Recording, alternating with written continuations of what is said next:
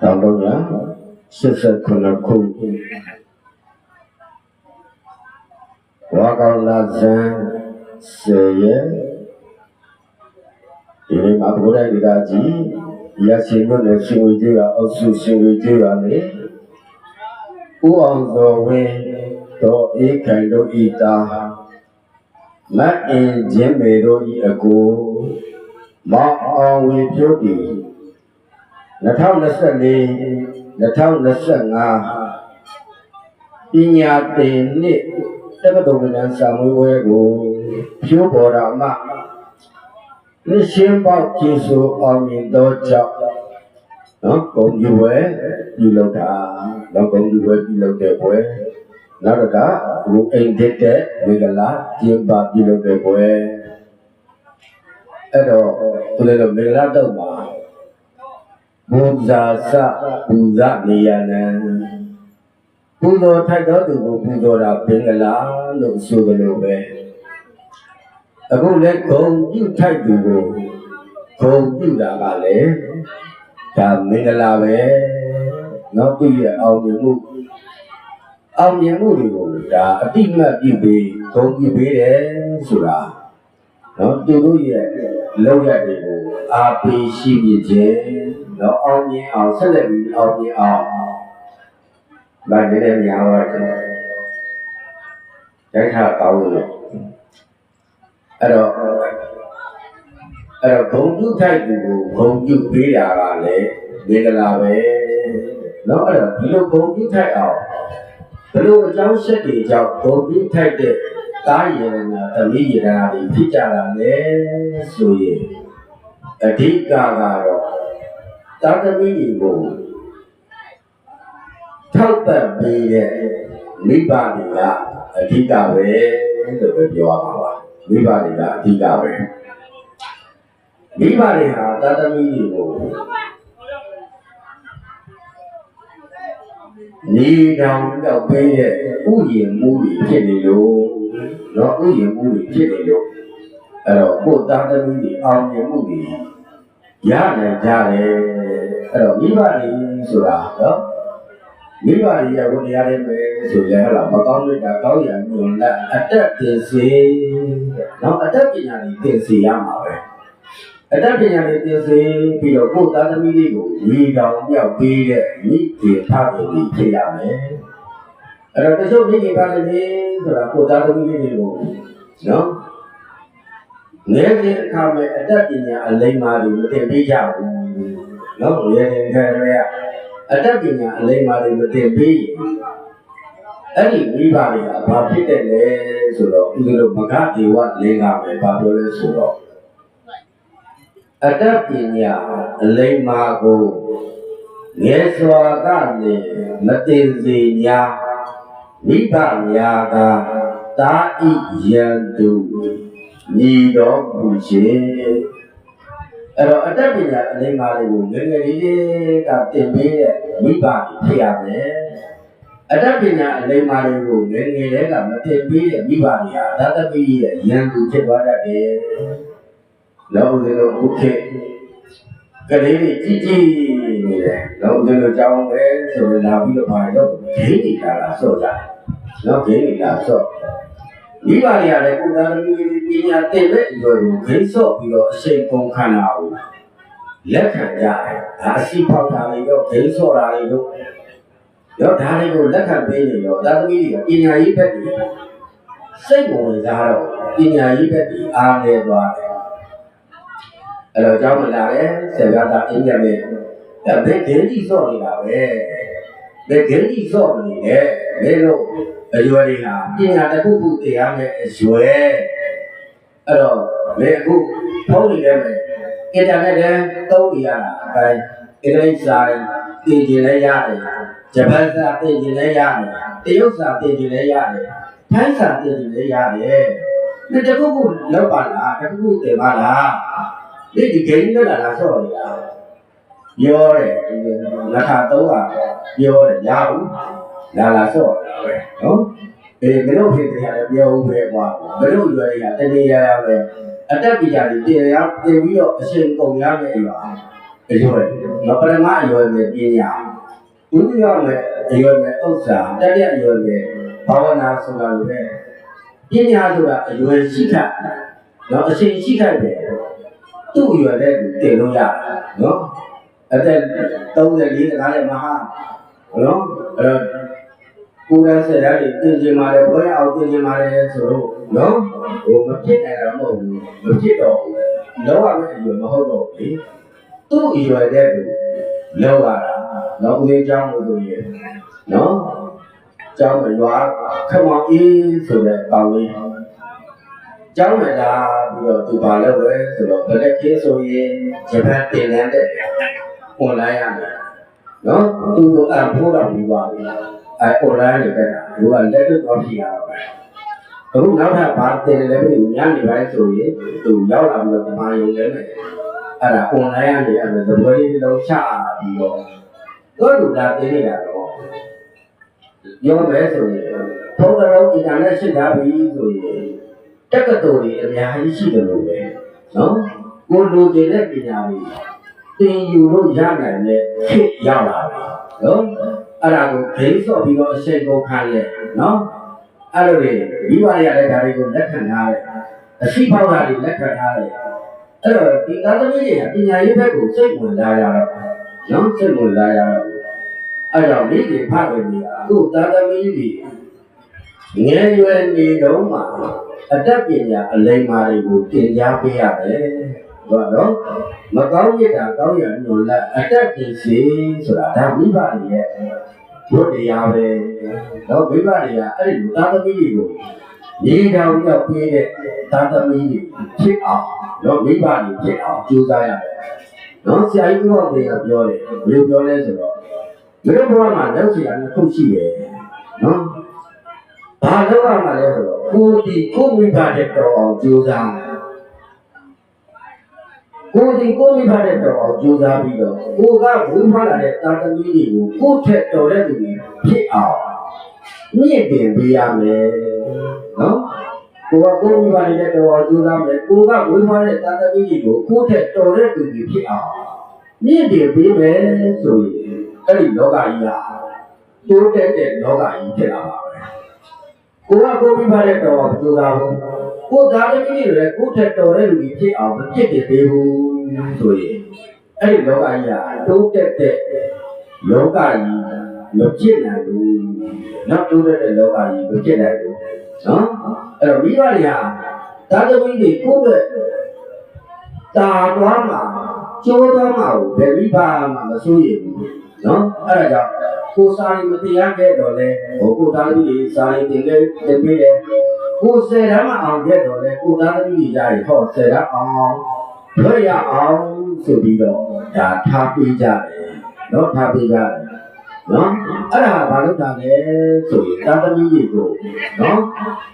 ဥယျာဉ်မှုတို့ပြုလုပ်ပြောထားပြီးတော့ကိုယ့်တဲ့တော်တဲ့နော်တာလုံးနဲ့သားသမီးတွေဖြစ်အောင်ပြည့်တင်ပေးကြတဲ့ဟာမိဘတွေရဲ့တာဝန်ဝတ္တရားပဲနော်ဦးဇင်းတို့စာပေနဲ့သာသမီ3မျိုးဆိုပြီးတော့နော်ကြည့်တယ်နော်အဲသာသမီ3မျိုးကဘာလဲဆိုတော့အတိဇာတတာအလုဇာတတာအဝဇာတတာဆိုပြီးတော့အတိဇာတတာဆိုတာမိဘတွေတဲ့ကိုလိုအောင်ကြိုးစားတဲ့သူကိုလိုလက်လူပေါ့နော်အလုဇာတတာဆိုတာမိဘတွေနဲ့ဓာတ်လူလိုက်နေတဲ့သူဘဝဇာတတာဆိုတာကမိဘတွေနဲ့ဓာတ်လူတောင်းတဲ့သူမိဘတွေလောက်ကိုမထင်းသိမ့်နိုင်တော့ဘူးမိဘရဲ့အပုံမြင့်တွေကိုမထင်းသိမ့်နိုင်တော့ဘူးမိဘလည်းကအိမ်ကောင်းကောင်းနဲ့နေရတယ်သူတို့လည်းကမှအင်းကြီးကြီးဖြစ်သွားတယ်အဲ့ဒါအဝဇာတတာတွေပဲနော်အလုဇာတတာကျတော့မိဘလည်းကအိမ်ကောင်းအိမ်ကောင်းလည်းရှိရဲ့အဲ့ဒါကိုထင်းတော့ထင်းထားနိုင်တယ်ဒီတဲ့တိုးတဲ့အောင်လုပ်နိုင်တယ်အတိဇာတတာတွေကျတော့ဟောကိုမိဘလည်းကအိမ်ကြီးကြီးတွေကိုလည်းအိမ်ကောင်းကိုကောင်းကြီးလေအလဲရမီအကျန်တဲ့အတ္တပညာဆိုင်ရာတွေတိုးတဲ့အောင်ဖန်တီးနိုင်တဲ့သားတွေကြတော့အတိဇာတတာနော်အဲ့တော့မိခင်ဖခင်တွေတော့ကိုသားသမီးတွေကိုအတိဇာတတာဖြစ်အောင်နော် ဒီကြောင်ပြောက်ပြီးကြရမယ်အဲ့ဒါမှမိခင်ဖခင်ကြီးပိတာတယ်လို့ပြောရမယ်နော်မိခင်ဖခင်ကြီးပိတာတယ်နော်အဲ့တော့မိခင်ဖခင်တွေကလည်းအဲ့လိုတာသမီတွေကိုဒီကြောင်ပြောက်ပြီးတယ်လို့ဟောတာသမီတွေကလည်းဟောငါတို့မိဘတွေကငါတို့ကိုနော်ဘဝနဲ့မလုံးပခုံးနဲ့တူနဲ့တိတ်တဲ့ကဒီနေ့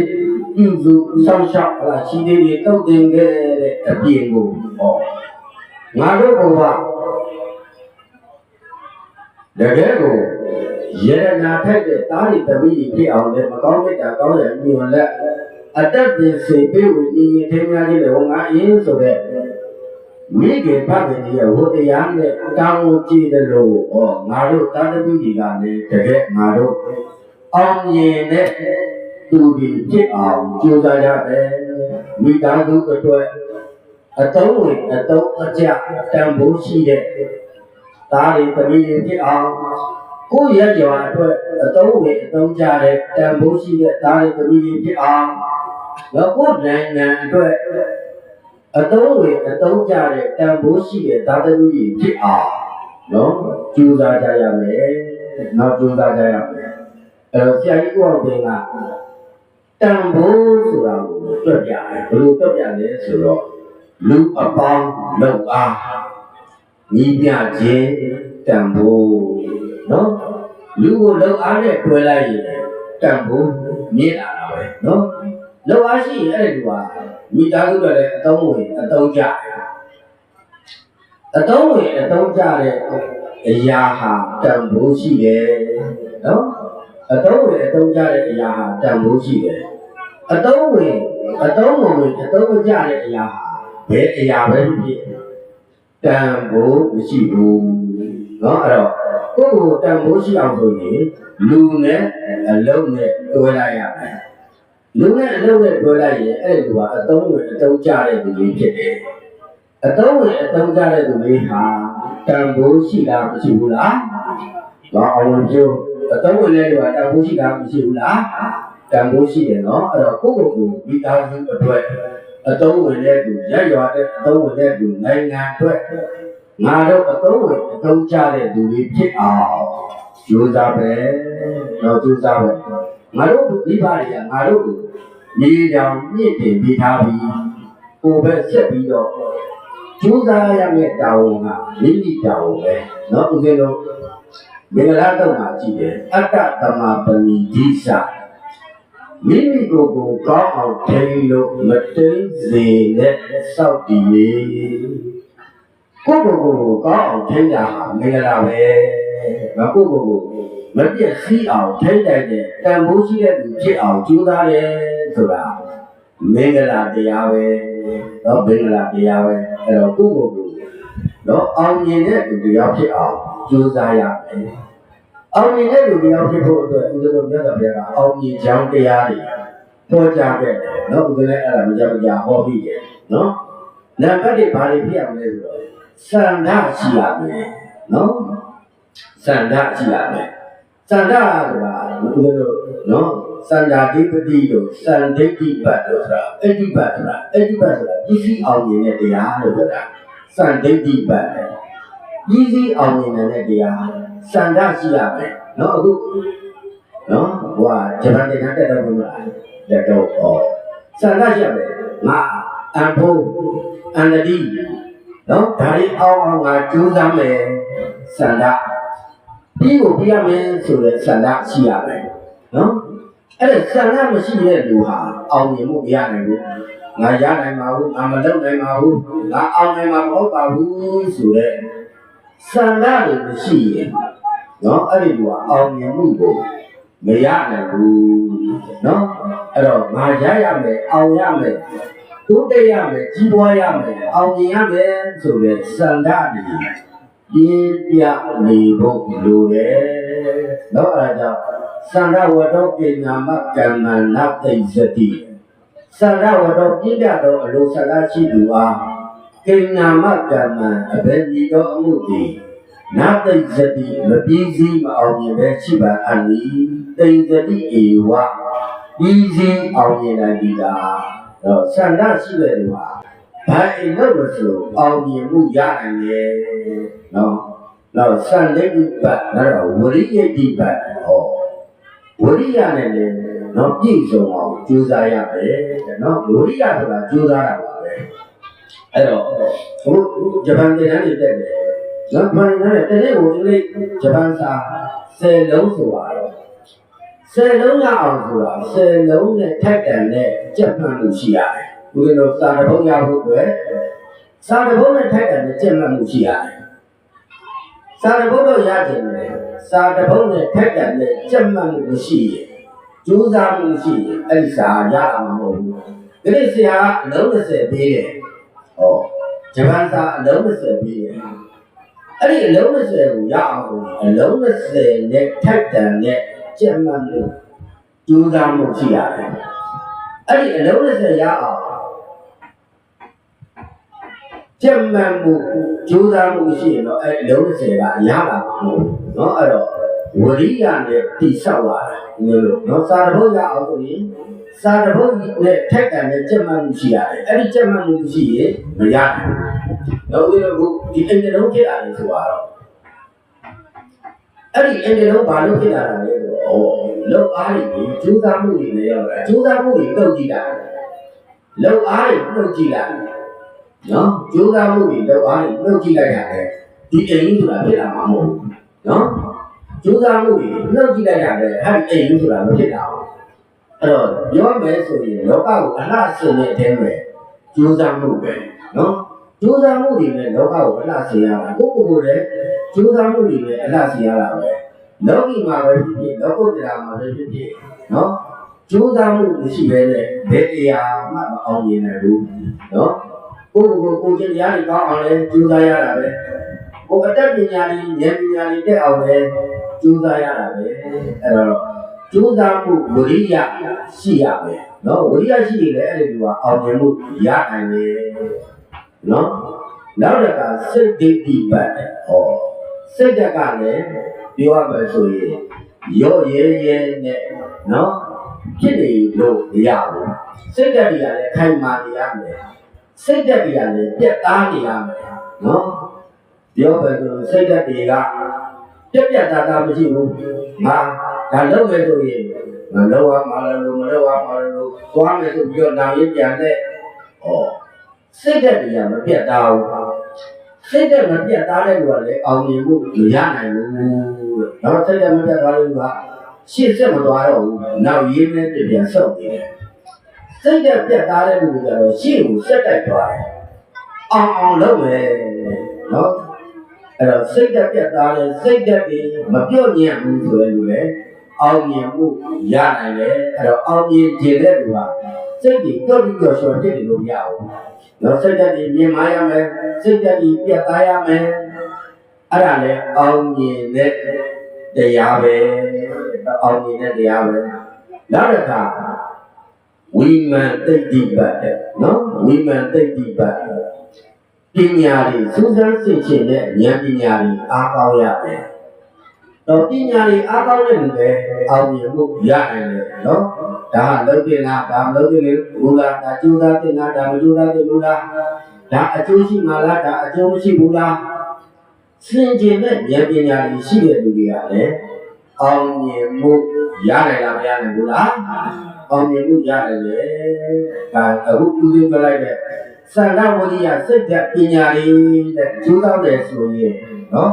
ဘယ်အလုပ်လို့ဆိုအောင်မြင်မှုရနိုင်လားမရနိုင်ဘူးလားနော်အခုဂျပန်စာသင်တန်းတက်တယ်အောင်ပြောအဲ့တော့အဲ့ဒီအခုဥပဒေပြလိုက်တဲ့အချက်၄ချက်နဲ့ကျိုးသားမယ်ဆိုရင်အောင်မြင်မှုရနိုင်လားမရနိုင်ဘူးလားအောင်မြင်မှုရနိုင်တယ်နော်အဲ့တော့စာကတော့တပုတ်ရဖို့အတွက်တပုတ်နဲ့ထိုက်တဲ့ကြိုးစားမှုရှိရပါနော်အဲ့တော့စာတွေရတယ်ဆိုတာကြိုးစားမှရပါကြက်မှရမှာမကြက်ရင်မရဘူးနော်အဲ့တော့စန္ဒဝရိယစိတ်တဲ့ပညာတွေနဲ့ကြိုးစားပြီးတော့ကိုယ့်ကိုယ်ကိုအတ္တသမပလိတိနော်ပေါင်းအောင်ထိမ့်သိမ့်နိုင်တဲ့သူဖြစ်အောင်ကြိုးစားပြီးတော့ငါဒီမိဘတွေအတွက်အတုံးချတဲ့နော်တန်ဖိုးရှိတဲ့သာသမီရေရနာထက်အောင်ငါနေထိုင်တယ် မိဘတွေအားကိုးရတဲ့သူဖြစ်အောင်နေမယ်ကိုရရကိုဆွေမျိုးတွေပဲအားကိုးထိုက်တဲ့လူဖြစ်အောင်နေမယ်ဆိုပြီးတော့ဒါတပည့်ကိုယ်တိုင်ကလည်းနော်ကိုယ့်နော်မြင့်တင်ဖို့အရေးကြီးတယ်အဓိကကတော့ကိုယ်တိုင်ကြိုးစားခြင်းနဲ့စိတ်ရှိအောင်မြင်အောင်လုပ်ရမယ်ဆိုတဲ့ဆန္ဒတွေရှိဖို့ကအရေးကြီးတယ်နော်နောက်ကလိုအပ်တာဆရာသမားတွေပေါ့နော်ဆရာသမားတွေဆိုတာလည်းအရေးကြီးတာပဲအဲ့တော့မိဘဆရာပူပေါင်းကလေးပညာကောင်းဆိုတာလိုပဲနော်ကိုသားသမီးပညာတတ်ပြီးဖြစ်အောင်နော်ပြောပဲဆိုရင်ပညာတတ်ပြီးဖြစ်မှအဲ့ဒီဒိုင်နာပဲဖြစ်ဖြစ်အဲ့ဒီကိုအိမ်မှာဖြစ်ဖြစ်အဲ့ဒီမိသားစုပဲဖြစ်ဖြစ်နော်ရှမ်းသာတယ်ကြီးပွားတဲ့အောင်မြင်တဲ့သူကြီးဖြစ်နေတယ်ပညာမတတ်ရင်နော်ပြောမယ်ဆိုသူဤဝန်ထမ်းဆိုတာပညာမတတ်သူဤဝန်ထမ်းပညာမြင့်မှလူမျိုးတက်ပဲနော်ပညာမြင့်မှလူမျိုးတက်ပဲအဲ့တော့ပညာတွေမြင့်အောင်ကြိုးစားကြရမယ်နော်ဒီလိုစင်ကာပူနိုင်ငံတော်တော်ကြီးလီပွယ်လူကဘာပြောလဲဆိုတော့ကိုယ်နိုင်ငံကရှိတဲ့လူတွေကိုပညာတတ်ပြီးဖြစ်အောင်သာလုပ်ပြီးလိုက်ပါပညာမတတ်တဲ့နိုင်ငံတွေကအလုံးလုံးလာကြုံခံပါလိမ့်မယ်။သူအဲ့လိုကြိုးကြုံနေတာ။ကိုယ်နိုင်ငံကလူတွေကပညာတတ်ပြီးဖြစ်အောင်သာပြည့်တင်ပေးလိုက်ပါပညာမတတ်တဲ့နိုင်ငံတွေကအလုံးလုံးလာပြီးတော့ကြုံခံပါလိမ့်မယ်။နော်ဒီကကြီးရဲ့ကအဲ့တော့ပညာမြင့်မှလူမျိုးပြည့်ပဲ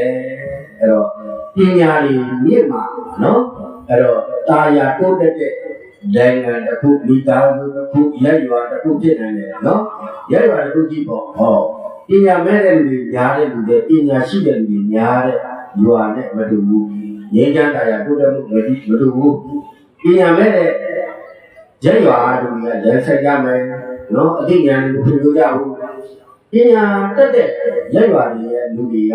ဟုတ်လားပြောမယ်ဆိုရင်ရက်ရွာတွေတာယာမယ်ငြိမ်းချမ်းမယ်တိုးတက်မယ်အဲ့တော့ပညာဟာအရေးကြီးတယ်အခုကလေးရဲ့မိဘရဲ့ဆရာကြီးဆရာမရဲ့ပေါင်းပြီးတော့နော်ကလေးအဲ့တော့ဆရာမိဘပူပေါင်းကလေးပညာကောင်းဆိုတာလို့နော်ဆရာမိဘတွေလည်းပူပေါင်းမယ်ကလေးတွေကိုယ်တိုင်ကလည်းတိုးတက်အောင်ကြိုးစားမယ်ဆိုရင်အဲ့ဒီလောကကြီးဟာပညာတတ်ပြီးပေါ်ပြီးတော့နော်တာယာငြိမ်းချမ်းတဲ့လောကကြီးဖြစ်နိုင်လားမဖြစ်နိုင်ဘူးလားတာယာလောကရဲ့ငြိမ်းချမ်းတဲ့လောကကြီးဖြစ်တယ်လေအဲ့ဒါဆိုရင်တော့နော်အဲ့ဒီရက်ရွာအဲ့ဒီဒိုင်နာဟာနော်အဲ့တော့တိုးတက်ထုံးကားပြီးတော့တာယာငြိမ်းချမ်းမှုဖွံ့ဖြိုးမှုတိုးတက်မှုအကုန်လုံးရရှိလာပါပါပဲအဲ့ဒါကြောင့်ကိုယ်သားသမီးတွေကိုပညာတတ်ပြီးဖြစ်အောင်မြင့်တင်ပေးဖို့ဟာအရေးကြီးလားအရေးကြီးဘူးလားအရေးကြီးတယ်အဲ့ဒါကြောင့်ဒီနေ့တော့ဒီပေါ်ကြရတဲ့တရားတွေတိုင်းကိုယ်သားသမီးကိုပညာတတ်များဖြစ်အောင်မြင့်တင်ပေးနိုင်ကြတဲ့မိခင်ခေါင်းပတ်ခင်ကောင်းများဖြစ်နိုင်ကြပါစေလို့ဆန္ဒပြုခြင်းနဲ့နော်မိခင်ကောင်းဖခင်ကောင်းများဖြစ်အောင်ကျိုးစားနိုင်ကြတဲ့သူတော်ကောင်းသူမြတ်လောင်းများဖြစ်အောင်ကျင့်သုံးနိုင်ကြပါစေကုန်သတည်း